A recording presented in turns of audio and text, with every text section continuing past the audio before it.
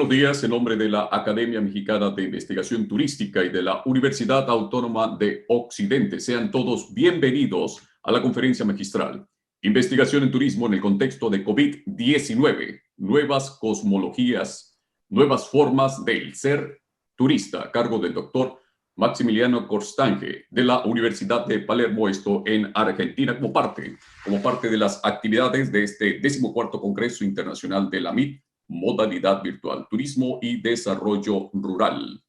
Retos y oportunidades para avanzar en los objetivos del desarrollo sostenible. Me permito a continuación presentar la reseña curricular del doctor Corstange. Él es investigador principal en el Departamento de Ciencias Económicas y director del Centro de Estudios en Turismo y Hospitalidad en la Universidad de Palermo, en Argentina. Ha sido profesor visitante en universidades del Reino Unido, España y Cuba. Ha sido nominado a 5 doctorados honorarios debido a su contribución al impacto del terrorismo en el turismo. En la actualidad trabaja como asesor y miembro del comité editorial de 40 revistas científicas y es autor de 30 libros y 3.000 artículos en su especialidad. Se ha desempeñado como director científico de la revista Estudios y Perspectivas en Turismo y miembro fundador del Consejo Asesor de Investigación y Desarrollo dependiente de UDEC, esto en Quito, Ecuador. Él es el doctor Maximiliano Corstange de la Universidad de Palermo, Argentina. Doctor, bienvenido, muy buenos días. Adelante, por favor. Hola, bueno, ante todo un gusto por haberme invitado. Es un placer para mí estar en este evento tan importante de una de las academias más importantes que estudia el turismo en el mundo. Yo un poco lo que les voy a estar hablando es... me pidieron que maximice... ¿Cómo hago para maximizar la filmina? Perfecto. Bueno, voy pasando con la flecha, ¿no? Ahí. Bueno, entonces, como les decía, particularmente esta, no sé si llamarla conferencia, es una indagación que vengo teniendo hace tiempo. Se plasmó, gracias a Dios, en un libro que está por salir ahora por la editorial Taylor & Francis de Londres, y es la primera vez que la voy a dar en español.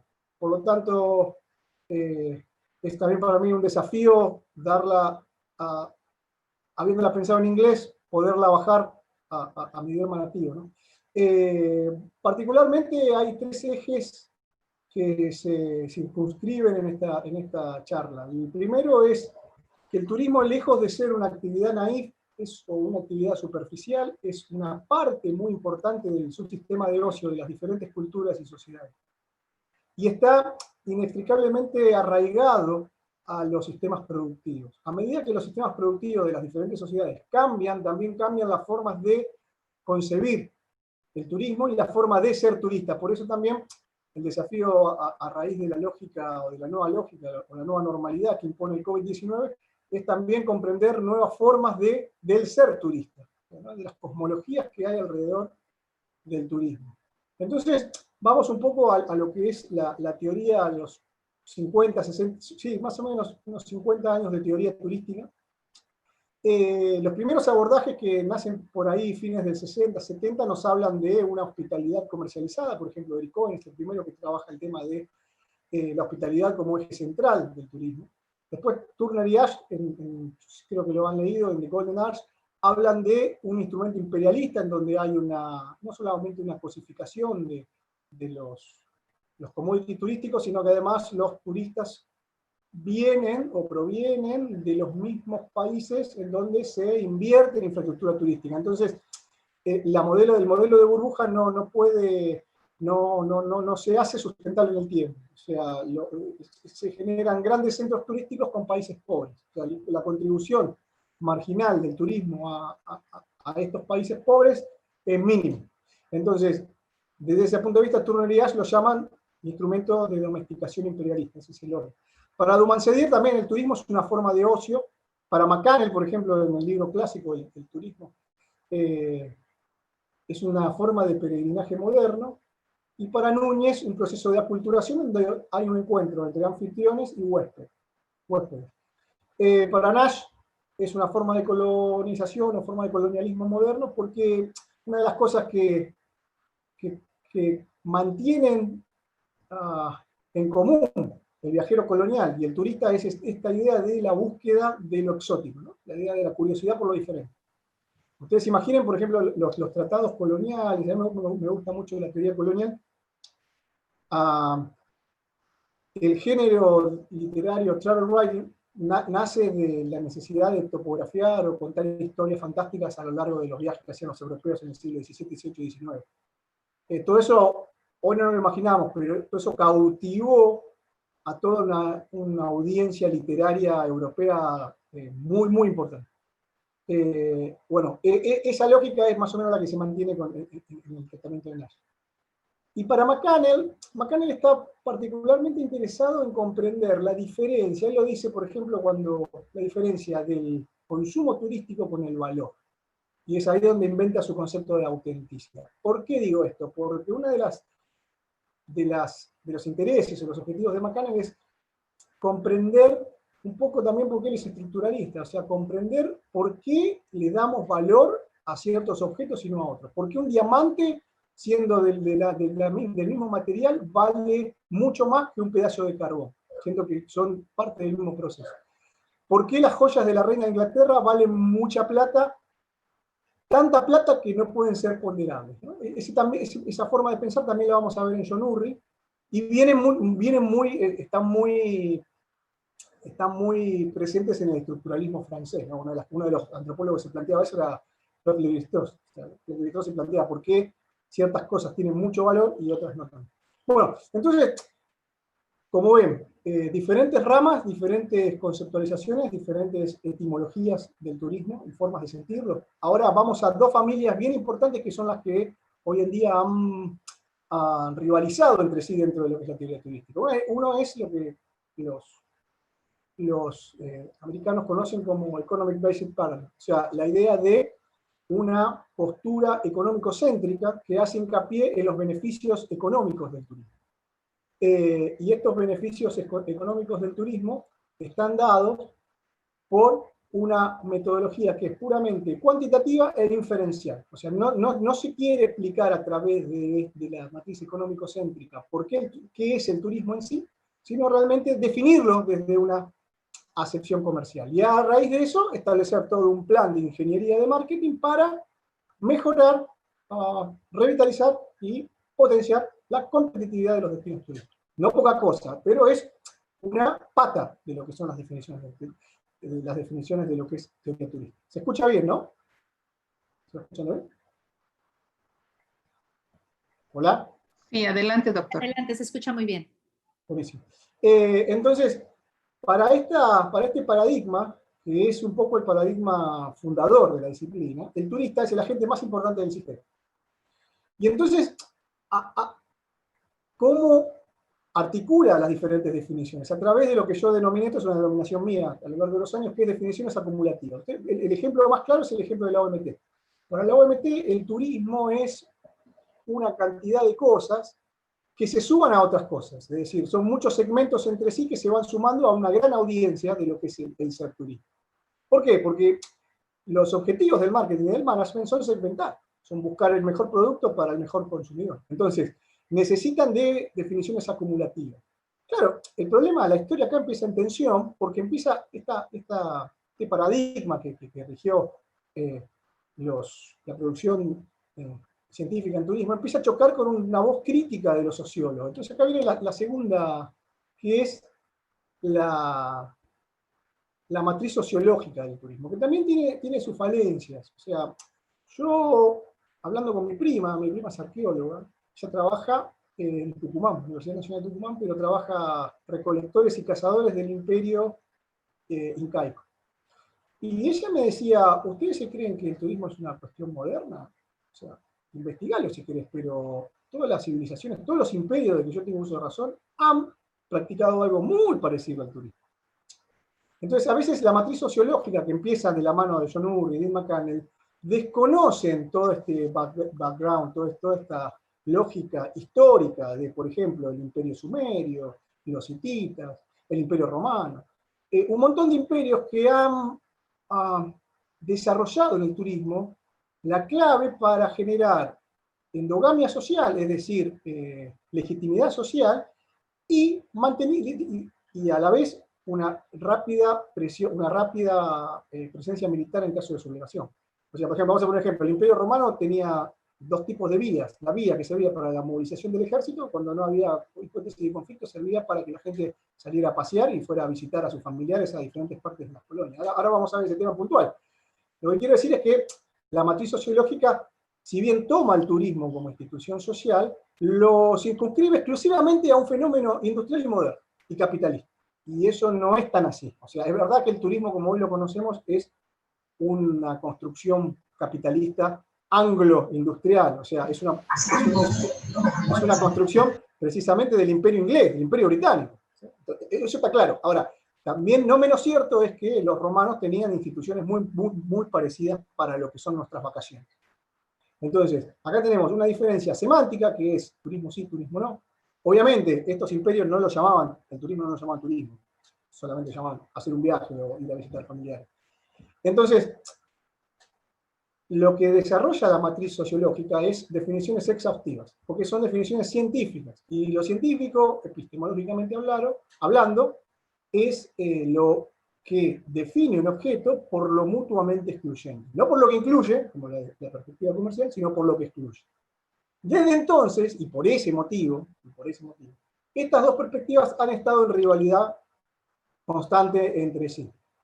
Han estado en un diálogo tenso porque no llegan a poder dialogar en lo que son las epistemologías básicas de lo que es una y otra tradición. Claro, la matriz sociológica también tiene un gran problema, que es el tema de lo que Track llamó la fragmentación o la indisciplina de las definiciones. O sea, si cada uno va a definir el turismo desde una lógica puramente excluyente, obviamente que hay una fragmentación de definiciones. Per se, también la teoría económico-céntrica también tiene sus problemas. Por ejemplo, pone demasiado énfasis en lo que opina el turista. Y relegando, eso hace que si yo me baso en investigación en solamente lo que opinan los turistas, ahora, por ejemplo, en este caso de COVID, entramos en crisis porque precisamente vivimos en un mundo donde no existe el turismo, entonces no habría investigación en la gran prensa. Por otro lado, la perspectiva económico-céntrica se centra en un sesgo emocional. Es decir, por lo general somos seres complejos en donde lo que pensamos y lo que sentimos a veces no va de la mano. O simplemente a veces mentimos para defender nuestros propios intereses. Entonces, imagínense ustedes si yo como antropólogo hoy le pregunto a un gángster, a un mafioso, a un traficante, ¿a qué se dedica? ¿Qué me va a contestar? Hombre de negocio. Ahora, la pregunta científica sería, ¿es un hombre de negocio? No. Entonces, el punto es que hay que circunscribir metodológicamente que más allá de las fórmulas de la metricidad económica, el sistema turístico es muy complejo y hay muchas voces, muchas de ellas que han quedado relegadas por esta obsesión de entrevistar al turista como único. A ver, ahí está. Entonces, vamos un poco a lo que yo le... Paso. Lo que en base a mis investigaciones yo descubrí es que en realidad los romanos habían desarrollado una fórmula, una licencia, la cual se llamaban feriae. La feriae era la famosa ferias nuestras. Ustedes imagínense que no es muy difícil darse cuenta que las ferias en portugués significan las vacaciones y diferien en alemán significan las vacaciones. Ambos idiomas, uno grecolatino, el otro sajón, lo que quieren sintetizar es esta fórmula antigua, la feriae, que era simplemente una licencia otorgada a los ciudadanos romanos para visitar a sus familiares durante 3 meses después de un año de funciones dentro del Imperio Romano. ¿Para qué hacían eso los romanos y por qué eran vivos? ¿Por qué eran vivos? Porque de esa manera ellos se daban cuenta que podían mantener unido al imperio. Ustedes imagínense, Roma era el centro de todo el mundo clásico conocible. Eso abarcaba desde la Galia o España hasta Tracia. Era muy difícil poder amalgamar ese crisol de culturas, crisol de idiomas tan diferentes dentro de lo que era el honor o la gloria de querer ser romano. Entonces, para eso los romanos hacían dos cosas. Organizaban grandes eventos y también organizaban grandes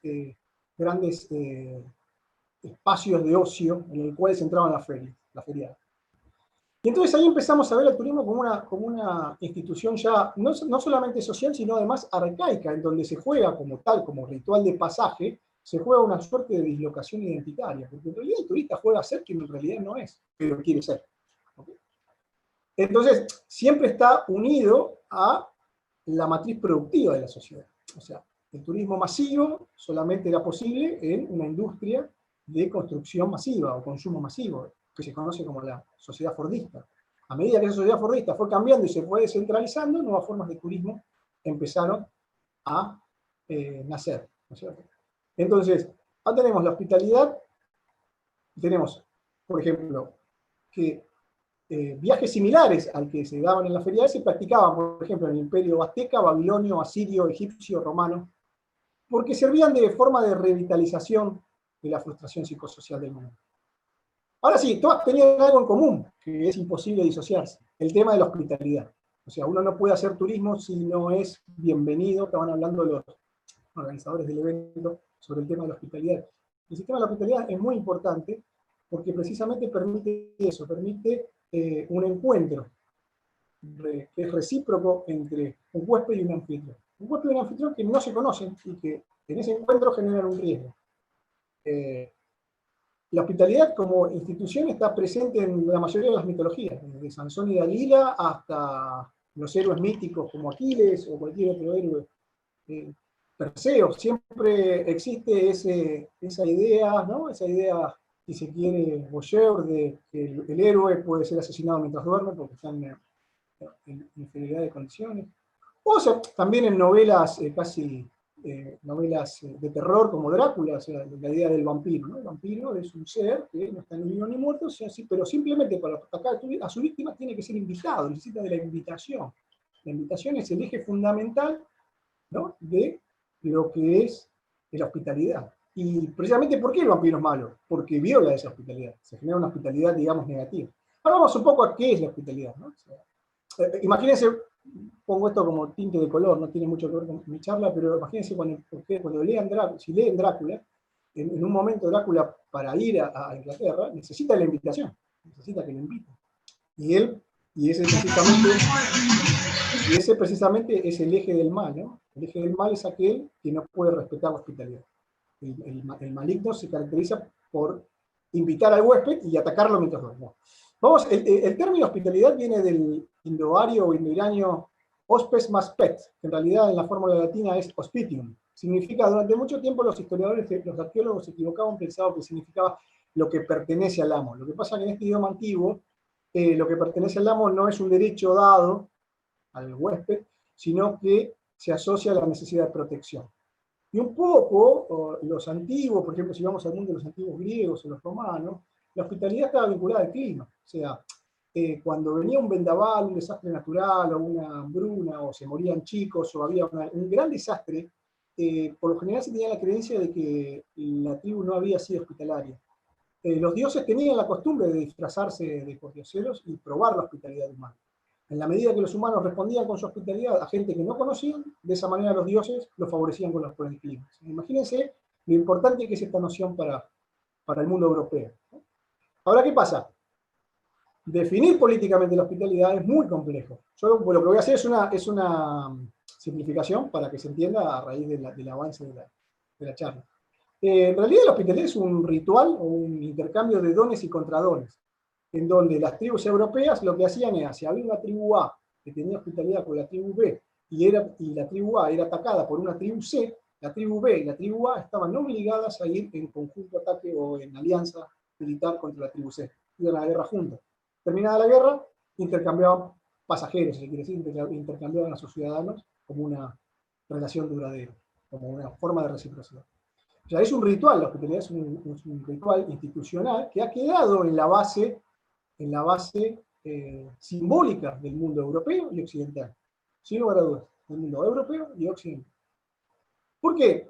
Porque pasa en México, pasa en Argentina, y pasa en Berlín, y pasa en Cuba, y pasa en todos lados. Cuando hay un grupo que quiere separarse del Estado Nacional, cuando hay un grupo que está en disconformidad del Estado Nacional, lo primero que se corta es una ruta. Lo primero que se corta es el acceso al territorio. ¿Por qué? Porque el principio del Estado moderno es el principio de libre tránsito y hospitalidad. Es el alma mater de la cultura y la racionalidad occidental. Otra anécdota, cuando Colón llega a América, tiene un gran problema. La escuela de Salamanca, las escuelas escolásticas filosóficas de España, la más importante es la escuela de Salamanca, pero ellos tienen un gran problema, que es cómo legitimar el Tratado de Tordesillas y las bulas de Alejandro VI. ¿Cómo se puede legitimar al rey de España como el garante y el señor de todo un continente que no le pertenece? Y ahí tenemos un problema, porque ahí tenemos a los filósofos franceses, a los filósofos ingleses, que empiezan a cuestionar la legitimidad de España sobre América. Pero ¿qué pasa? Empiezan a llegar noticias a la Escuela Salamanca de que hay un grupo de aborígenes en América que no respeta la hospitalidad, no respeta el principio de libre tránsito. Ataca a los viajeros que tienen que pasar por un territorio simplemente porque necesitan un poco de agua.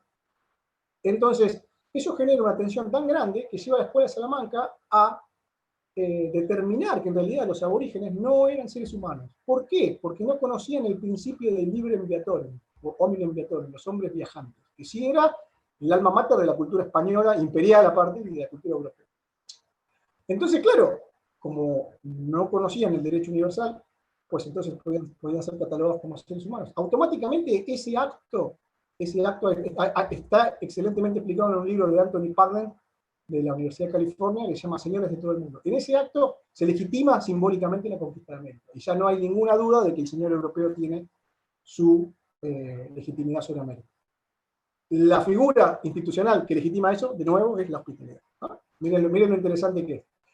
Ahora, la hospitalidad también tiene un rol protector. O sea, genera, esto no lo voy a pasar por arriba porque ya lo expliqué, genera una cuestión de solidaridad donde se reduce el riesgo de encuentro entre los intereses del anfitrión y del huésped. Pero bueno, también pasa eso, la palabra visa viene del latín visum, que es el pasado de videre, que significa ver.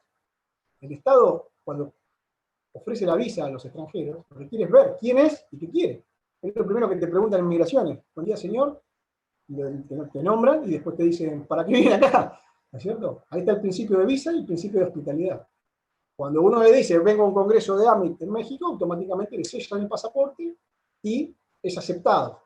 Ahí funciona, ahí se activa la hospitalidad. ¿No? Y hay signos ejemplares de la hospitalidad o característicos, por ejemplo, beber cerveza, comer tierra. Las tribus africanas se acostumbran a comer tierra, por ejemplo, Karol Wojtyla, el Papa, cuando llegaba a un territorio nuevo, por costumbre, es una costumbre polaca, se arrodillaba y besaba el piso. Bueno, los Lodagá en África toman cerveza y comen tierra, la tierra que tocan por primera vez, ingerir alimentos.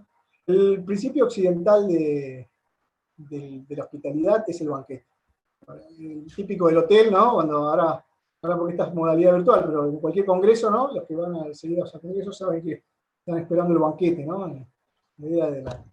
Bueno, entonces ahora vamos a las 3-4 fases del turismo. En realidad eran 3 originalmente pensadas, el COVID-19 me obligó en el libro a generar una cuarta que tiene que ver con, porque todos me van a estar preguntando, ¿qué tiene que ver esto con la ruralidad? Tiene mucho que ver, ¿no? Volvemos de vuelta a la explicación inicial, donde cambiada la matriz productiva, se generan nuevas sensibilidades, nuevas narrativas que generan nuevas formas de practicar y ver el turismo. Entonces tenemos un primer turismo clásico que se llama del periodo de entreguerras, que va desde 1930 a 1970. Vamos a ver que cada fase tiene un evento característico que hace una especie de turning point, una especie de quiebre. El turismo clásico, como decía, es hijo del termalismo británico, deriva desde 1930, cuando se empiezan a hacer los primeros viajes en el periodo de pre-Segunda Guerra Mundial, termina la Primera Guerra Mundial. Luego tenemos al turismo sustentable, que la podemos ubicar más o menos desde 1970 a 1999. Luego se da desde 2000 a 2019 nuevas formas, tal vez mórbidas, tal vez no, de turismo. Y después una nueva ruralidad post-COVID-19, que es un poco la tendencia que se está imponiendo. O sea, personas que consideran la visita a las ciudades como algo peligroso, algo no conveniente, y buscan la ruralidad como eje discursivo de...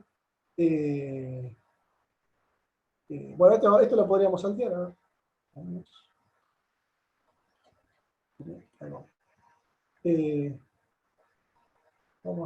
Quiero ubicar bien la pantalla. La fase del turismo. Buenísimo.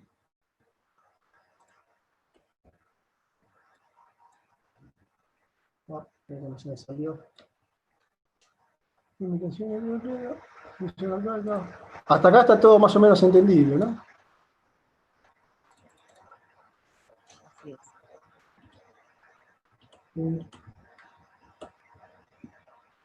¿Se ve bien?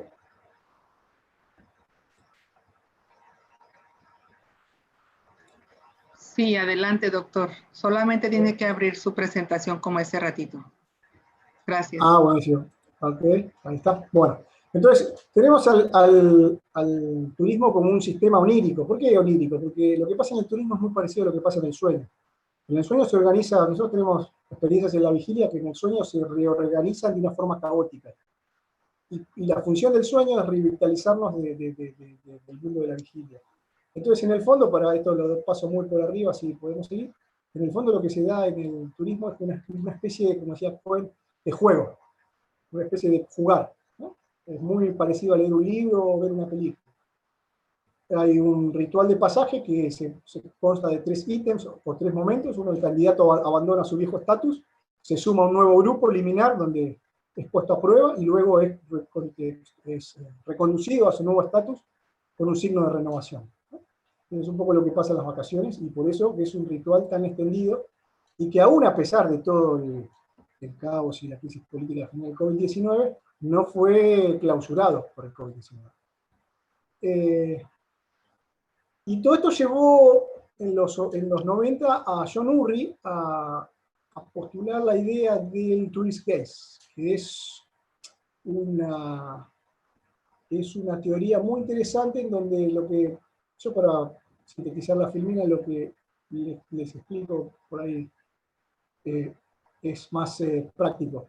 La contribución esencial de Urry es darse cuenta que lo que observamos cuando hacemos turismo está vinculado a una matriz productiva, cultural y simbólica que está previamente fijada en la gente, previamente fijada a su crianza. Está en la misma sociedad que le dice qué es observable y qué no, qué es algo lindo o bello y qué no.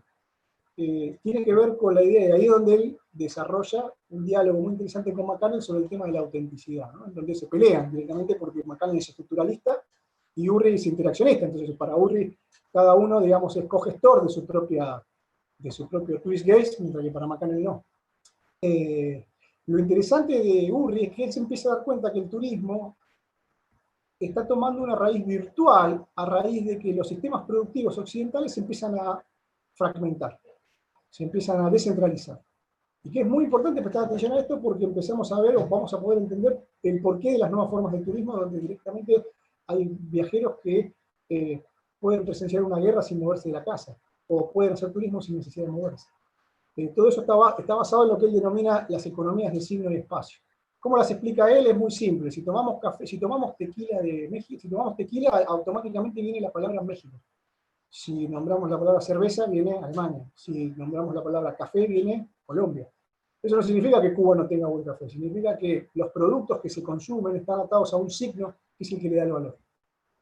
Bien, entonces, ahí podemos entender lo que quería entender McCannell. ¿Por qué un carbón no vale nada y un diamante sí? Porque ese valor de signo está prefijado previamente por la cultura que le da origen.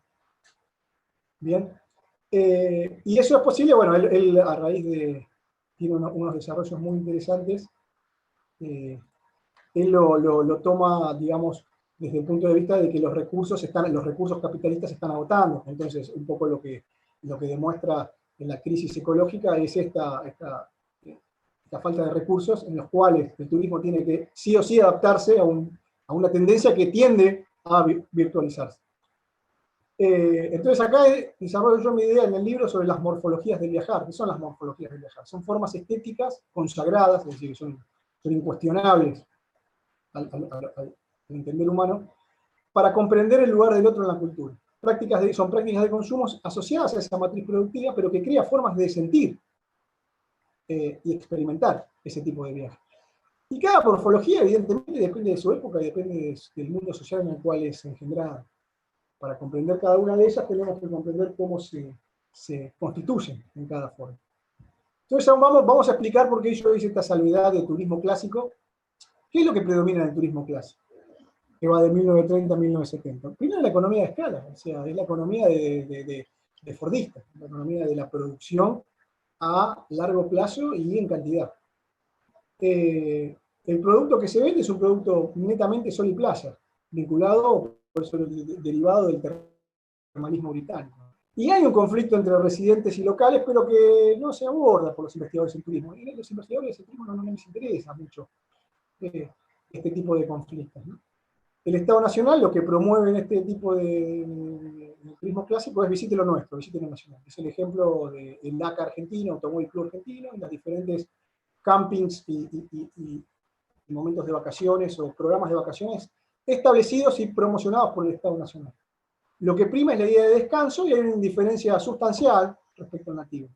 A los turistas, a estos turistas que van a la playa y vuelven a sus sociedades o van a un efecto, a un modelo de burbuja, no les interesa saber mucho del nativo. Pero en 1970 pasa algo que es muy importante, muy importante, que es el embargo, es la guerra árabe-israelí y el embargo a la producción y exportación de petróleo, que pone en vilo al sistema productivo occidental. Cuando digo pone en vilo, lo puso en vilo, lo puso de rodillas. O sea, Occidente se da, esto lo trató muy bien el que es sociólogo o geógrafo cultural, lo trató muy bien David Harvey en su libro. Pone de rodillas a Occidente porque es la primera vez que Occidente se da cuenta que no tiene el commodity necesario o la energía, la fuerza necesaria para sustentar su sistema de producción estatal. Y entonces la economía, esta economía totalmente centralizada, que planifica de la cabeza y extiende hacia el resto, hacia abajo, ahora se transforma en una economía de segmento. Hay una propaganda de celulares muy interesante que dice, cada persona es un mundo. Bueno, ese lema no es nuevo, ese lema nace en esta época, 1974, una propaganda del trífico. ¿Por qué? Porque es la primera vez que los analistas, y cuando nace el marketing, técnicamente el marketing nace en esta época, 70, 80, los analistas se empiezan a dar cuenta que en una economía descentralizada, focalizar en el segmento y buscar al consumidor de una forma proactiva es necesario para lo que significa el posicionamiento de la marca. Entonces, se introduce la planificación como forma de relación o forma de control para los efectos no deseados del turismo. Y el lema del turismo en esta época es haber estado ahí. Ya no me interesa tanto relajarme, sino que desarrollo una especie de curiosidad conceptual por ese otro diferente. Un poco lo que se llama, lo que Ritzer y Richard llama la paradoja de la multiculturalización. Es decir, cuando yo todo el tiempo busco lo novedoso, hago generalmente que lo novedoso ya se transforma en algo rutinario. Entonces, toda esta búsqueda por el otro diferente genera lo mismo, pero a nivel inverso. Pero la posición del turista es puramente de observación y prima lo cultural. Es la época 1970, hasta 2000, es la época de la museificación. Lo que interesa es los museos. Pero ¿qué pasa? Viene una nueva etapa que lo marca el 11 de septiembre de 2001, que es una crisis económica en puertas, una crisis política generada por el terrorismo y una crisis ecológica generada por el tema del calentamiento global que convergen en una crisis casi de sentido para el turismo, ¿no? Y para la matriz occidental. Entonces ya se empiezan a introducir nuevas formas de turismo en donde la persona busca vivir como el nativo, ¿no? Experimentar lo mismo que está sintiendo la persona. Por ejemplo, es lo que se considera, estas nuevas formas de turismo que se caracterizan, por ejemplo, como el turismo de guerras, gente que se quiere sentir lo mismo que siente un soldado en combate, o el turismo creativo, o el turismo catástrofe, o el turismo dark, o el turismo oscuro. Lo que están queriendo es sentir lo que sintió la víctima, o lo que está sintiendo la víctima en ese momento. Es una experiencia única e irrepetible. Es un cambio de paradigma. Entonces, se busca conocer a través del otro. El lema ya, como yo les decía, el lema ya no es comprender al nativo, como podría ser las expediciones del siglo XIX, sino vivir como él. Y se da la famosa, esta es una frase de Ritzer, que es presumption, que es la mezcla de production and consumption. Esta es una etapa de pura globalización, o sea, todo se consume en tiempo real, todo el día, y lo que busca la gente es tener y obtener una experiencia única. Básicamente, bueno, esto lo pasamos muy por arriba, son las fases de la teoría. Ustedes van a ver la década del 60, por ejemplo, tenemos el crecimiento económico. En la década del 70 tenemos...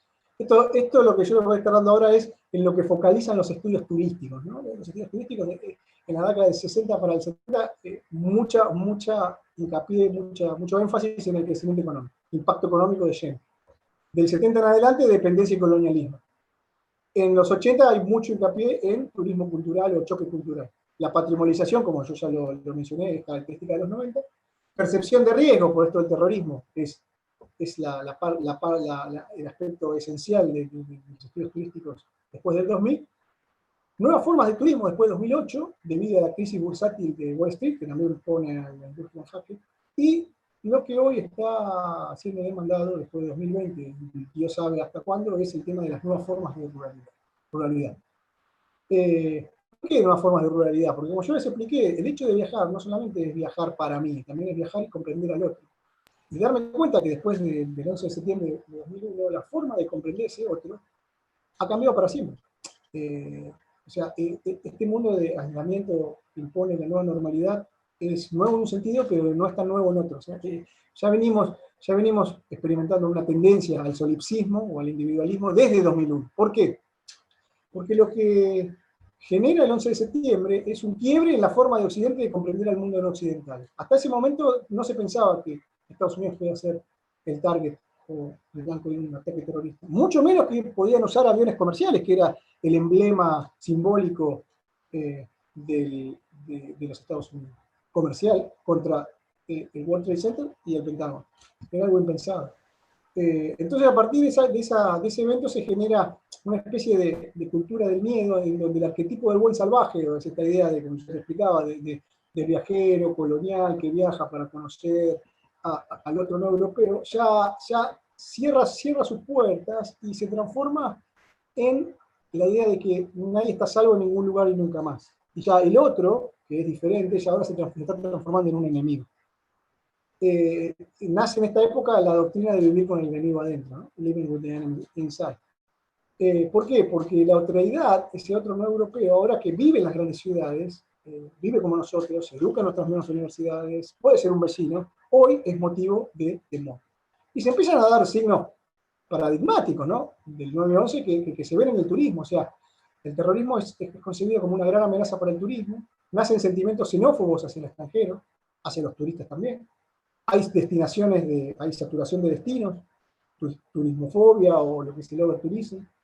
Se crean medidas muy restrictivas a los viajes, el famoso muro de Donald Trump, pero que empieza mucho antes, ¿no? Empieza con la reconversión de las visas estadounidenses a un montón de nacionalidades. Nacen también nuevas formas de turismo orientado al consumo mórbido o consumo virtual, y ya no es tan necesario moverse como para poder hacer turismo, ¿no? Es un concepto muy nuevo que nace en esta época. ¿Qué es lo que subyace alrededor de todo esto? Que lo que uno podría decir, la palabra clave, es que hay una clausura, un declive, una erradicación de la hospitalidad europea al otro que no es como yo. Y eso tiene no pocas consecuencias, ¿no? Tiene consecuencias muy interesantes. Bueno, esto es lo que yo les decía, ¿no? Pues con la crisis bursátil de 2008, el sistema económico mundial se empieza a feudalizar. Al feudalizarse, hay diferentes, que se experimentaron, diferentes movimientos separatistas y supremacistas blancos que van desde los Estados Unidos, pero también en Europa y también en América Latina, donde hay, digamos, discursos orientados a romper con el Estado Nacional, ¿no? Estoy pensando en Canadá, estoy pensando en Bélgica, estoy pensando en Italia, estoy pensando en varios países. Ha pasado esto en esta época. Y entonces, claro, los proyectos turísticos empiezan a ver, ¿no?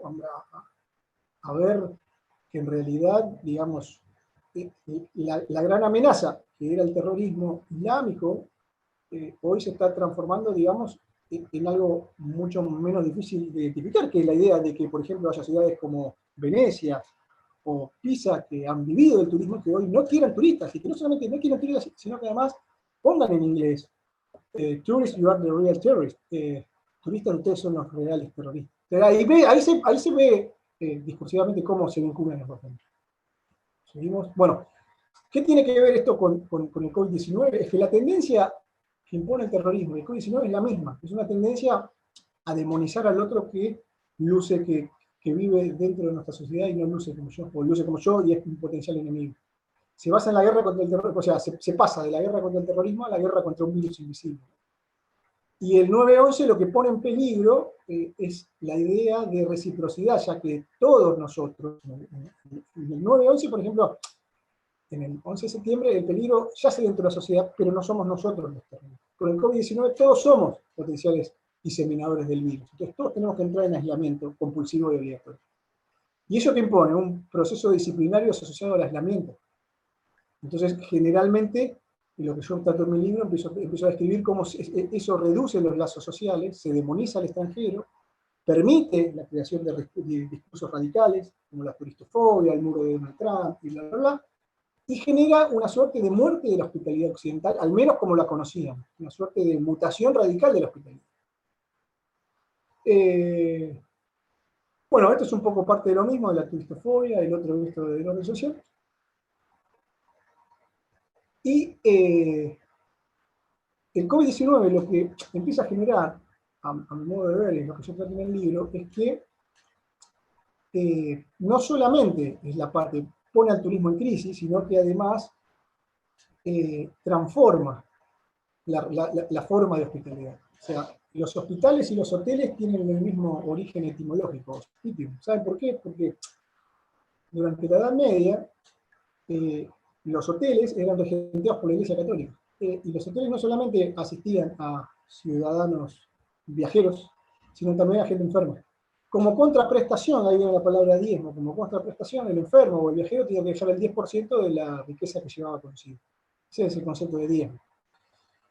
Con el turismo moderno, el turismo anglosajón, lo que hay es una ruptura entre la hospitalidad comercializada, si se quiere, y la hospitalidad de los hospitales, o la hospitalidad médica.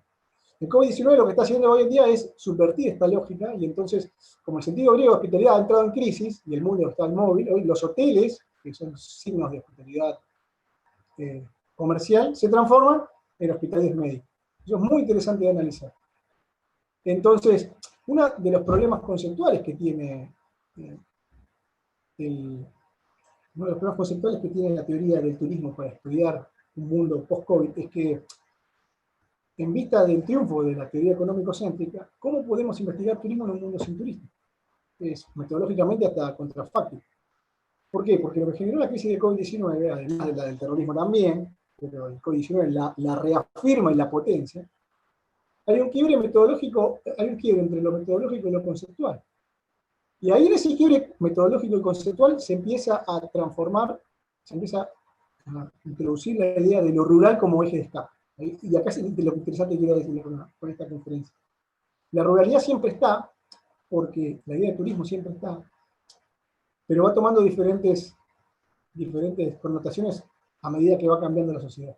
Entonces, hoy en día hay estudios muy interesantes en percepción del riesgo que se encargaron de medir la percepción de los estadounidenses en los días post al 11 de septiembre. Y se dieron cuenta que Nueva York, como las grandes ciudades, fueron concebidas como lugares peligrosos para los turistas. Entonces la gente no dejó de viajar. Lo que sí hacían era irse a las zonas rurales.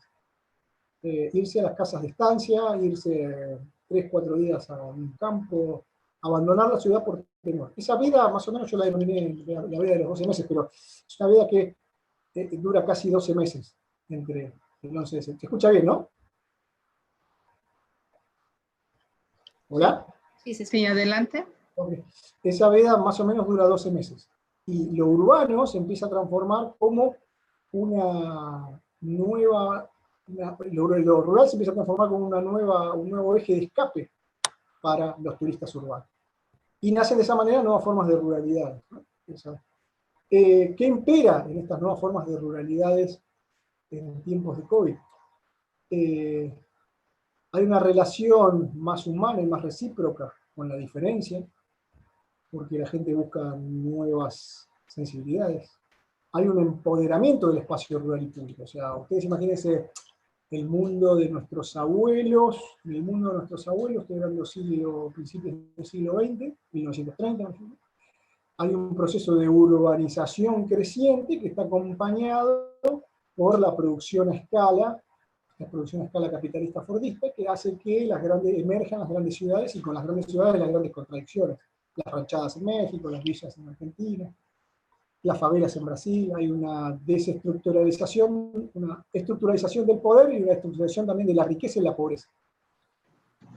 Con el empoderamiento del espacio rural se entiende que esto va a llevar a una especie de descentralización económica, donde se van a dar nuevas formas de consumo no contaminante que puedan resolver el problema del calentamiento global. hay en estas formas urbanas una mayor reflexibilidad entre el huésped y el anfitrión, un mayor entendimiento entre uno y otro.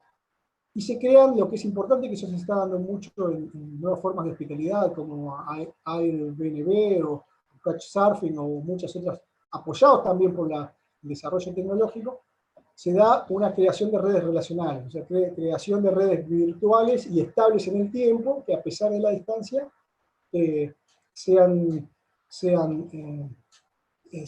digamos, más recíprocas.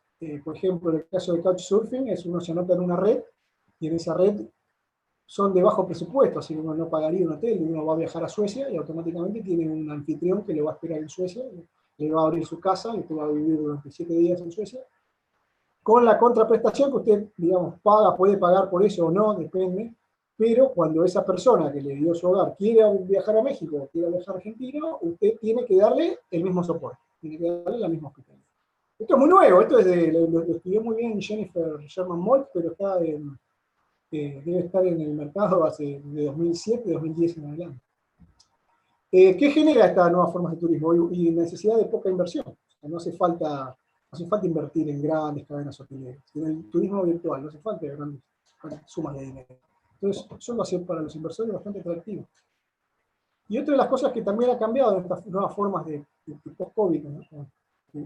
Esta nueva tendencia es que se destruye por completo la necesidad de instalar la belleza apolínea, ¿no? Ustedes saben lo que es la belleza apolínea, es la idea de belleza, la describió muy bien Nietzsche, él la sacó de Platón en realidad, la idea de una belleza estética impuesta por la racionalidad suprema, impuesta por el conocimiento, por lo que es naturalmente bueno, y en contraprestación de lo naturalmente malo.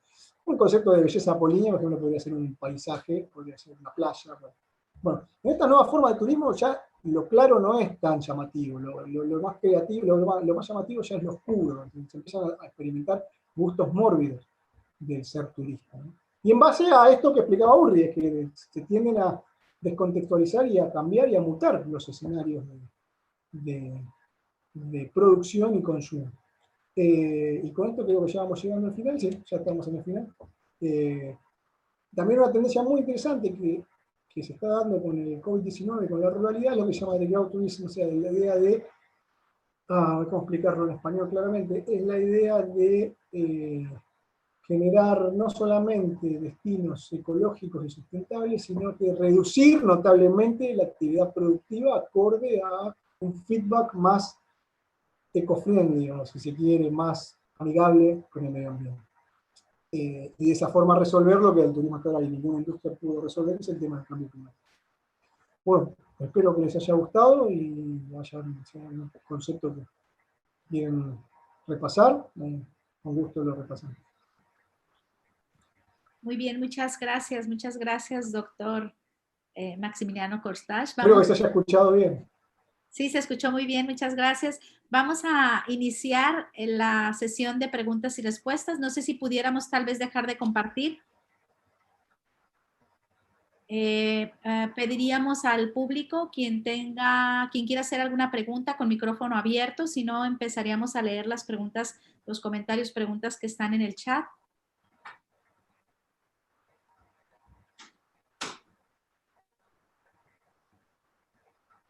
¿Pudiera dejar de compartir, doctor Maximiliano? Sí, claro. Para poder ver a la gente. Sí, gracias. Sí. ¿Alguna pregunta de parte de los invitados? Abran el micrófono quien quiera hacer la pregunta para poder identificarlos. Ok, voy a iniciar leyendo los comentarios que tenemos aquí en el chat. Entonces, el doctor Alfonso Jiménez, no sé si se encuentra por ahí, él dice que le parece que exista una visión distorsionada de la historia del turismo y de sus promotores y sus efectos, más aún respecto a la llegada de los españoles, entre paréntesis, europeos en América.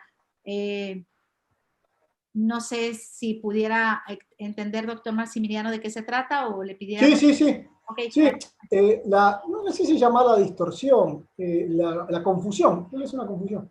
La confusión Hay un sociólogo estadounidense muy importante que se llama David Riesman. David Riesman se da cuenta que los imperios, cuando se empiezan a consolidar, desarrollan lo que él se llama mirada centrada en el otro. Es decir, empiezan a mirar hacia afuera, porque necesitan materias primas, por lo que sea. Y que la historia humana ha ido, yo lo estoy resumiendo, ha ido en mayor o menor medida aumentando esa, digamos, abriéndose y cerrándose. La mayoría de los imperios han hecho eso. Cuando el imperio se abre, por lo general se desarrolla esta mirada hacia el otro y hay una especie de... Que nunca le puedo hay una especie abrir de aquí donde está el... se escucha, hay una especie de explosión de los viajes, ¿no? Los viajes, ese imperio lo que hace es emitir viajes. ¿Qué pasó con el tema del estudio turístico? El estudio turístico es muy importante porque los primeros historiadores del turismo, sobre todo Tauner, focalizaron rápido. Esto empieza con un preconcepto de Leiper y se empiezan a pelear por el origen de la palabra turismo. O sea, tenemos la escuela francesa, la onomástica, tenemos 3 escuelas diferentes. Por ejemplo, yo la resumo. Leiper lo que sugiere es que el término turismo viene del canam, del arameo, que tour significa, digamos, es como un viaje en el desierto. Después tenemos la escuela inglesa, donde desarrolla la concepción del turismo como torn, el verbo torn, sajón, que significa dar vueltas, ir en vueltas. Era un trabajo que hacían los campesinos para poder generar comercio. Y después hay una tercera acepción del término turismo que nace en la idea de que la primera familia francesa que organizó viajes comerciales entre comerciantes ingleses y franceses se llamaba de la Tour, familia de la Tour, y de ahí quedó la palabra tour, y de ahí entonces nació la palabra turismo. Toda esa discusión conceptual no se fija en la historia antigua, no mira la historia antigua. Y claro, el problema es que para estos historiadores del turismo, la institución más cercana a algo parecido al turismo era el Grand Tour. Evidentemente era el Grand Tour. Lo que pasa es que se olvidaron que había también, en la antigüedad había muchos más Grand Tours. ¿Qué pasa? Cuando cae el Imperio Romano colapsa, se genera lo que estamos viviendo un poco hoy en día, que es un proceso de gran feudalización. Entonces los viajes, como tales, se destruyen. En la Edad Media son 1000 años casi que no se viaja, hasta la imposición del Grand Tour. En el siglo XVII no se viaja, siglo XVI no se viaja, XV menos, XIV mucho que menos. ¿Por qué? Porque no estaban dadas las condiciones de seguridad para esos viajes.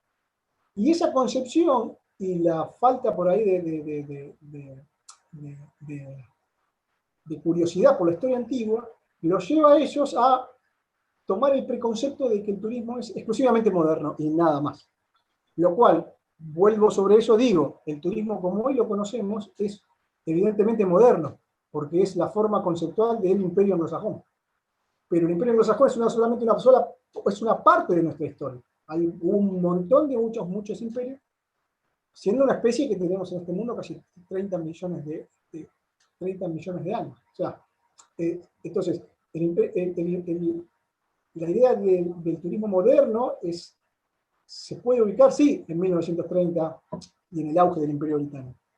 Pero también hubo otras formas de viaje, otras formas de relaciones, otras formas que no las llamaban turismo, las llamaban de otra manera, que nunca fueron ni siquiera abordadas desde lo metodológico, desde lo empírico, por los historiadores del turismo. Bueno, por eso lo llamé, no sé si malentendido. Ese malentendido llevó a que todo lo que se produjo después se produjo bajo el prisma de que en realidad el turismo es puramente moderno. Cuando nosotros vamos, por ejemplo, hacemos etnografía en una sociedad no occidental, nos vamos a dar cuenta que ellos tienen la misma institución. Bronislaw Malinowski, Claude Lévi-Strauss se tomaron el trabajo de documentar esas formas de viaje para visitar familiares, para relacionarse con los vecinos, con los clanes vecinos, el Kula, diferentes procesos. Lo mismo los griegos. Recién ahora nos estamos dando cuenta, por ejemplo, Dean McCannell establecía que el turismo era una institución puramente secular y puramente propia de Occidente, porque Occidente era una civilización secular, o sea, que daba la espalda a la religión. Y ahora nos estamos dando cuenta que el mundo árabe practica desde siempre los mismos rituales. Entonces, ¿no es cierto? O sea, me río porque recién con el libro de Buconet nos empezamos a dar cuenta de lo que hoy se llama Muslim Tourism, o sea, el turismo musulmán. Y el turismo musulmán no es muy diferente al turismo que hacemos nosotros. Nada más que ellos tienen una concepción religiosa y nosotros un poco más secular. Van cayendo las maneras, pero los rituales son los mismos, son casi humanos. Malinowski en su libro La cultura como objeto científico se toma el trabajo de enunciar las diferentes necesidades humanas y cómo estas necesidades humanas buscan o encuentran una correlación en una institución. Entonces, por ejemplo, él menciona la seguridad, bueno, el poder de policía. Y él el esparcimiento y la recreación y el juego juegan un rol muy importante en los trabajos de humanidad. Por desgracia, él nunca continuó no desarrolló el tema del esparcimiento, como tampoco otro sociólogo. Pero es al que le interesa el tema, en el libro, bueno, yo después lo puedo compartir, en el libro yo trabajo las teorías del ocio, desde Luhmann Sedier, Eric Weber, el mismo Norbert Elias, sociólogos que fueron callados en su época cuando decían, no, me parece que lo más importante de la sociedad no es el mundo productivo, sino que es este mundo del juego, del ocio. Eso es lo que realmente mantiene viva la sociedad. Lo otro lo que hace es producir, es hacer que la sociedad crezca, pero todas las frustraciones y los lazos que se rompen se revitalizan en esta esfera social, en esta esfera que es el ocio, desde las bacanales o las saturnalias en el Imperio Romano hasta las diferentes fiestas que se organizan en el Imperio Incaico. Todo eso no ha variado mucho. Sería interesante por ahí como eje metodológico ir trazando las relaciones que hay entre una cultura y otra para darse cuenta que tal vez como pensaba Lévi-Strauss, somos todos muy parecidos y hacemos todo lo mismo. No somos tan diferentes. No, y ahí entramos en el tema ideológico colonial. O sea, vamos a poner un ejemplo. Si un habitante anglosajón de Chicago va a una reserva Sioux, está haciendo seguramente turismo cultural. Pero si un Sioux va a visitar Nueva York, hace turismo. ¿Por qué? ¿Por qué? Ahí está donde entra el sesgo político, ¿no? Ideológico. Por eso yo lo encaré desde el punto de vista. Hoy con el COVID-19 todo esto se empieza a romper, entonces empiezan a haber diferentes concepciones del mismo fenómeno. Vamos a leer otras preguntas que tenemos aquí. Yo quisiera hacer una pregunta, si me permite. Adelante. Hola, buenos días. Rafael Hernández. Muchas felicidades, profesor Maximiliano. Muy interesante su ponencia. Bastante información, la verdad, desde diferentes aspectos sociales. Y bueno, yo tengo una pregunta que podría dividirse quizá en dos. Sabemos que la estratificación social, las desigualdades en general, pues son un factor importante para determinar las modalidades de hacer turismo, ¿no? Entonces, yo me preguntaría, o bueno, preguntaría cuál es su perspectiva con relación a este contexto post-COVID y estas posibles nuevas desigualdades que van a expresarse, ¿no? Para el turismo. Y la otra parte sería este sistema de desconfianzas que ha venido configurándose desde hace varias décadas en el mundo, desconfianza al otro, etcétera, en general es también un factor para generar fragmentaciones sociales en todas las sociedades, ¿no?, actuales del mundo. Tenemos estos fenómenos entonces de comunidades cerradas y en el turismo también, pues digamos, de destinos fortificados, ¿no? Claro. Que es como una característica del turismo burbuja, como decía usted. Yo me pregunto si esto no también podrá potenciarse en un futuro, en un contexto post-COVID, ¿no? El turismo burbuja con base en pues en esta desconfianza que hay hacia el otro. Ajá. Bueno, básicamente eso sería. Gracias. No, muy interesante la pregunta. Particularmente la dinámica que me tocó en otro evento, me hicieron una pregunta muy parecida sobre cómo veía yo la actividad. Y hay que retrotraerse al origen de la actividad. O sea, el turismo cuando nació, el turismo moderno, cuando empezó desde lo doméstico, del viaje de lo doméstico. Por eso yo puse vivir, digamos, visitar primero lo nuestro. Empezó desde un estado a otro, un estado vecino. Después, a medida que la globalización se impuso, se empezó a globalizar el turismo también.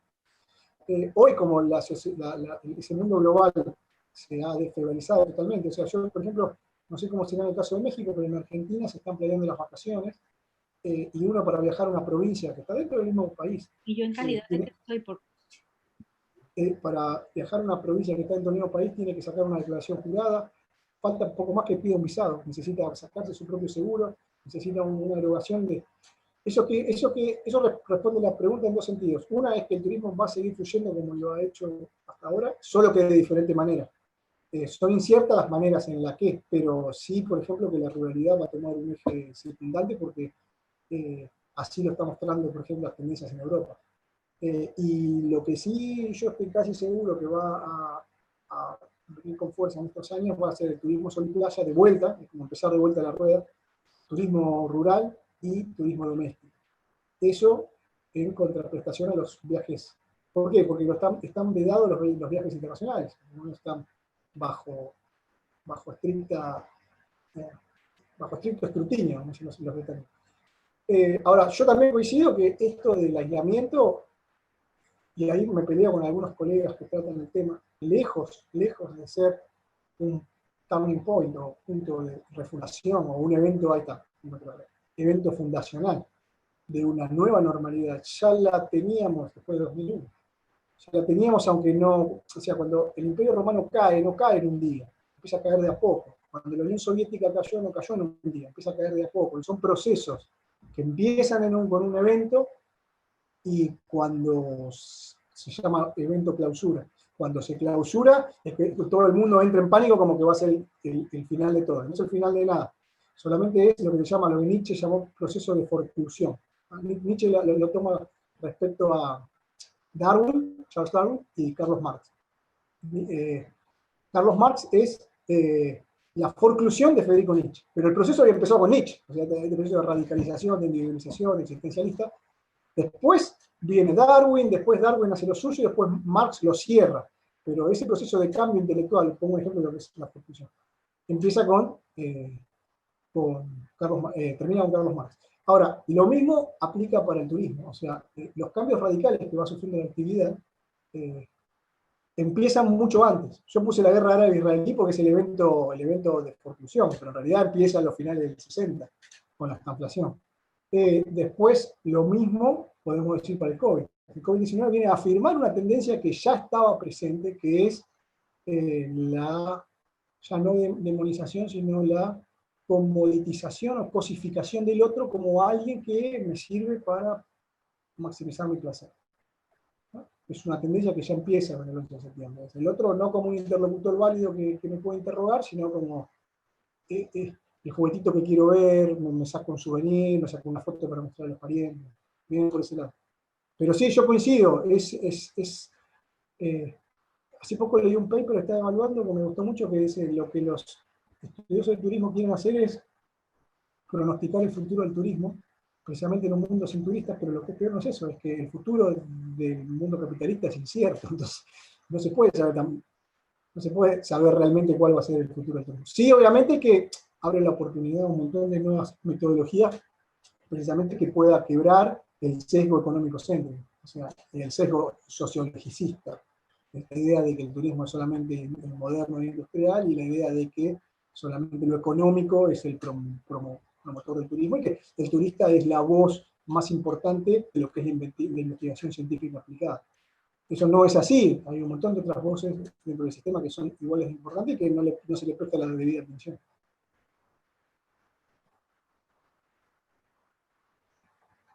Todavía tenemos unos minutos, 15 minutos, y voy a leer varias preguntas para que nos ayudes a contestarlas. Pregunta el doctor Ludger, no conozco ningún hotel que se haya transformado en hospital. ¿A qué se refiere con esa comparación? Está bien. Sí. Sí. Verónica Guerrero nos dice, en la nueva ruralidad se menciona que incluye la disminución de la visita a destinos de sol y playa consolidados versus playas con poca infraestructura turística y poblaciones pequeñas. Una más, ¿considera que el turismo burbuja que se promueve en Europa sea una práctica que llegue a implementarse en América Latina y qué implicaciones tendría? Y quisiera leer una última pregunta y tú me dices cómo podemos hacer para atender todas estas ideas, si se puede, si no, ya vimos ahí en el chat que pusiste tu correo. Te pregunta Lucía González Torreros, si no me equivoco, usted ha trabajado el tema de percepción del riesgo desde el punto de vista del terrorismo y de la inseguridad personal del turista vinculado con la violencia, pero ha trabajado ahora en el contexto, la percepción del riesgo del contagio del COVID. Estaríamos hablando de 3 grupos, dice, los turistas que piensan que el coronavirus también está de vacaciones y bajan la guardia, los servidores turísticos que tienen que trabajar y el tercero, los habitantes del destino turístico que se exponen con la llegada de los turistas a su comunidad. Sí, claro, son varias preguntas. Vamos de atrás para adelante, que creo que viene en ese orden. En el libro yo me tomo el trabajo de hacer una investigación empírica vía Skype con expatriados y turistas que han quedado varados en Argentina. No así de forma clásica lo que es percepción de riesgo, como lo venía trabajando. Eso no, sino ver, y un poco observo lo que decía la colega, se divide en tres grandes grupos, ¿no? Esta idea de turistas: los negacionistas, los que son amantes o son militantes de la cuarentena, los que no creen en la cuarentena y quieren viajar y no les importa, y aquellos que han sido forzados a regresar a sus países o han sufrido una relación de trauma al quedar varados en los aeropuertos sin poder volver, lo cual es, como así, un evento bastante catastrófico, genera una situación de trauma y no quiere volver a viajar por los próximos 3 años, 4 años.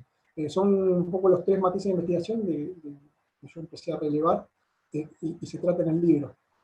Particularmente, yo entiendo que la ruralidad, y ahora voy a la otra pregunta, la ruralidad lo que permite, a diferencia del enclave, es generar dentro de un espacio público las condiciones sanitarias necesarias como para que el virus no se propague. Entonces, para el imaginario colectivo, los destinos verdes son mucho más apetecibles que los destinos urbanos, que es una cuestión de proximidad.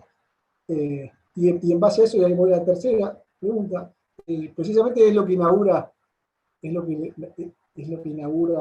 COVID-19 como valor cultural, que estar cerca físicamente es peligroso. Entonces, que todo lo que, la moraleja que va a dejar este siglo, que va a dejar el 2020, para los arqueólogos que vengan dentro de 300 años y quieran entender qué pasó en esta época del mundo, ellos van a entender que en realidad las relaciones humanas se empezaron a disgregar y el ser humano se aisló. Se aisló temporalmente precisamente porque estar cerca es peligroso. Y en este estar cerca, lo que se afecta, por eso puse el tema de los banquetes, lo que se afecta es la hospitalidad, pero también la idea de festejo. La idea de festejo. O sea, lo que afecta al COVID-19 como el impacto directo sobre las formas de festejo. Eso va desde un vacacionar hasta un evento deportivo, hasta un recital. En Europa es cierto, con la cuarta pregunta, es cierto que el destino sol y playa en algunos lugares se situó como paradigmático. No menos cierto es que los medios de comunicación no están cubriendo el tema de la ruralidad. Hay muchos, yo por ejemplo sigo si uno sigue los programas de viajes clásicos de la televisión española o la televisión mexicana, se van a dar cuenta que hay muchas secciones ya ahora reservadas al turismo rural, el turismo de estancia, el turismo de lo gaucho, de lo autóctono. Y eso no es casualidad. Ahora voy a la otra, sí, hay yo el primer ejemplo de hoteles reciclados para atender pacientes de COVID-19 leves, no graves, leves. Fue Cristiano Ronaldo que cedió voluntariamente, alquiló o cedió su hotel, no sabía yo que Ronaldo tenía su hotel. Y hubo casos en España y en Italia donde los hoteles, que obviamente estaban parados por la pandemia, eran reciclados para atender a aquellos pacientes de COVID-19 que tenían que estar 15 días en aislamiento, o personas que venían del exterior, turistas que venían del exterior que tenían que estar 15 días en aislamiento, iban a comprar a estos hoteles. Y en Argentina particularmente hay casos, muchos casos, de toda la planta hotelera, una gran parte de la planta hotelera de los hoteles de la ciudad de Buenos Aires se usan para este fin. No todos, los más grandes, Sofitel, el Marriott, Sheraton, se usan a fines de atender pacientes con COVID-19 en estado leve, no nada grave. No, los graves ya van directamente al hospital. Entonces, cumple también una función de hospital. Eso es interesante. Pero sí, hay casos, No sé si quedó alguna, estuve tratando de contestar la pregunta. Sí, muy bien, muchas gracias. Quisiéramos saber si hubiera alguna otra pregunta. ¿Alguien que quiera hacer una última pregunta? Nos quedan 5 minutos nada más. Mónica. Adelante, Irma. Sí, soy yo. Sí, muchas gracias. Me gustaría hacerle una pregunta al doctor. Doctor, ¿sí? Bueno, muy interesante su planteamiento. En lo personal, desde que empecé a estudiar como carrera el turismo, nunca realmente he estado de acuerdo en muchas definiciones y la forma en que se ha abordado. ¿Qué opina usted? Bueno, yo siempre he pensado que el turismo no se le ha escuchado, el turismo no ha tenido la oportunidad de decir qué es realmente el turismo. Siempre ha sido abordado, estudiado desde otras disciplinas, totalmente. Y yo me atrevo a decir que requiere autopoyéticamente definirse el turismo para entenderlo. Porque si no me voy a mi país, en donde todavía no ha alcanzado el ser altamente productivo, competitivo, buscando cómo o cuál sería la respuesta, bueno, yo planteo eso. Y yo quisiera, con toda su experiencia en estos estudios, ¿cuál es su opinión? Porque usted lo dijo bien al principio, casi siempre el turismo ha sido estudiado desde el aspecto económico. Sí. Y bueno, usted habló de eso. Entonces yo propongo, y me he atrevido, no obstante, pues esto, que requiere el turismo autopoyéticamente definirse él mismo para escucharlo, saber qué es exactamente. Y tu opinión, doctor, si fuera tan amable. Sí, Muchísimas sí, claro. No, es muy interesante. El problema acá va en dos vertientes. La primera es, como usted decía, que la mayoría de los journals que se escriben en idioma inglés. Y en el idioma inglés, la posición económico-céntrica tiene hegemonía casi absoluta. Son pocos los que nos animamos a publicar en contra de la posición económico-céntrica, en inglés. No tiene rival, claro. Hay una escuela que se llama Critical Turning Tourism, que es más crítica de la posición económico-céntrica, pero tampoco promueve, digamos, tampoco propone algo superador. No así en habla hispana. Yo en habla hispana he encontrado el working coreano. Yo no hablo coreano, pero he cruzado con coreanos coreanos. He visto tratados muy interesantes para definir el turismo. En Colombia, en México, son las cabezas principales. En Argentina mucho menos, en Brasil no. Brasil no es un país que tenga una tradición muy social respecto al turismo, aunque hay sociólogos que trabajan en el tema. Sí, en México y en Colombia encontramos tratados como los de Jiménez Guzmán, tratados muy interesantes, los de Arturo Molina, para tratar de entender bien qué es el turismo. Como dice Tribe, hay una especie de crisis de la epistemología del turismo. ¿Por qué hay una especie de crisis? Porque a pesar de 50 años, Jafari no se cansa de decir que hace 50 años que se investiga turismo, yo diría, sí, pero hasta el día de hoy no sabemos qué es el turismo. No lo podemos definir. Es muchas cosas y lo que es muchas cosas a la vez no es nada. Y yo pongo el ejemplo del psicoanálisis. El psicoanálisis fue una disciplina que se basó en un solo caso. Un solo caso, lo trajo Freud de una profundidad tan grande que después le permitió generar material epistemológico y metodológico para generar una disciplina que en su momento, no ahora después de Karl Popper, pero en su momento llegó a ser una disciplina científica, el psicoanálisis. Y el psicoanálisis se consolidó como disciplina en 10 años, no más. El psicoanálisis nace a fines del siglo XIX y se consolida como disciplina en 1915. Después Freud se pelea con sus seguidores y siguen caminos separados, pero todos los seguidores de Freud tenían por lo menos la noción del yo, ello y del super yo claras. Las nociones básicas del psicoanálisis eran claras, como de cualquier disciplina. Lo que le pasa al turismo es que desde su concepción, y porque se monopolizó a través de la visión económico-céntrica, no quedaron claras las bases epistemológicas. Yo hago dos preguntas nomás, vamos a poner un ejemplo, esto lo hice en un congreso en Brasil. Si yo le pregunto a un psicólogo qué estudia, me va a decir la mente humana. ¿De qué manera la estudia? Ahí tenés el método. El psicólogo ya tiene construido e internalizado su objeto de estudio. Si yo le pregunto a un sociólogo qué estudia, me va a decir las relaciones sociales, la interacción entre las personas. Ya tiene su objeto de estudio. Después discutiremos cómo lo estudia. Si yo le pregunto a un geógrafo qué estudia, me va a decir, no sé si está Daniel acá, que geógrafo, me va a decir el territorio. Si yo le digo a un antropólogo qué estudia, la cultura. Ahora, yo le pregunto lo mismo a un turismólogo y no me lo sabe. La pregunta es, ¿está claro lo que estudia el turismo? El tema es que no lo tenemos claro nosotros. Entonces, ¿qué es para mí? Para mí sí es un ritual de pasaje vinculado a un proceso de dislocación identitaria muy similar al sueño, que tiene una naturaleza puramente onírica porque revitaliza a través de la fantasía.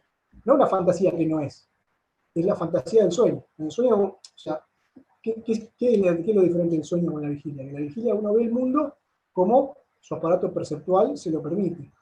En el sueño, ese aparato perceptual se apaga y nace una especie de efecto onírico en el cual todo lo que vivió durante el día se reorganiza de forma caótica y por eso los sueños son tan locos. Por eso uno cuando sueña dice, bueno, eso ahora los neurólogos descubrieron que ese proceso es básico para la vida en este planeta.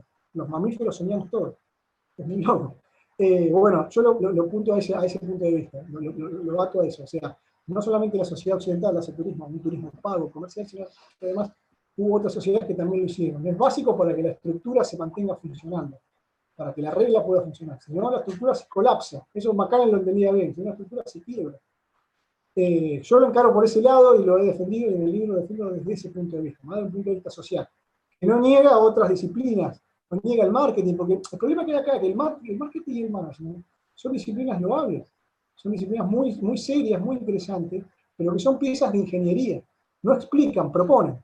Una política pública en turismo propone, pero yo no veo, por ejemplo, a la Academia Antropológica Estadounidense preocupado porque no tienen plata para el presupuesto de los museos. No lo veo. Yo sí veo que la Academia Americana de Antropología está preocupada en desarrollar nuevos conceptos y definir ciertas cosas que lo distinguen de la sociología o de otros conceptos, o definir la globalidad y todo eso. Y lo que pone por eso digo, el problema de la teoría económico-céntrica no es el marketing es una pieza fundamental para que funcione la actividad que tiene que ser aplaudida, sobre todo en estos momentos donde hay una urgencia de generación de empleo. Pero es una pieza de ingeniería. Como pieza de ingeniería es un instrumento, no es la plataforma que nos va a ayudar a definir el fenómeno. Y eso, la Academia Internacional de Turismo, con todas las luminarias incluidas, no se dio cuenta. No se dio cuenta, y eso Trump tiene razón, no se dio cuenta, y no solamente no se dio cuenta, sino que generó un proceso epistemológico totalmente quebrado y en crisis que hoy en día no se sabe cómo resolver. Pero esa es la explicación, a mi entender, de por qué pasó eso y por qué tenemos que salir a reclamar metodologías o a tomar metodologías de otras disciplinas. Porque esas disciplinas sí se tomaron el trabajo de definir conceptos. Pero no definir conceptos en base a lo que dice Maximiliano, definir conceptos estables en el tiempo. Es decir, qué estudiamos y cómo lo estudiamos. Como no tenemos eso, es, como yo te decía, es muchas cosas y a la vez nada, es esto o lo otro, y a la vez la actividad también es compleja. Muchas gracias. Pues seguimos en este tema. Gracias. Muchas gracias. Vamos a cerrar. Muchísimas gracias. Tenemos muchas más preguntas aquí en el chat. Yo creo que el doctor podría verlas. Le vamos a pedir a la doctora Elizabeth que nos comparta el reconocimiento para el doctor Maximiliano. Si pudieras hacernos el favor de leerlo, Elizabeth. Creo que se dejó de ver. Doctora.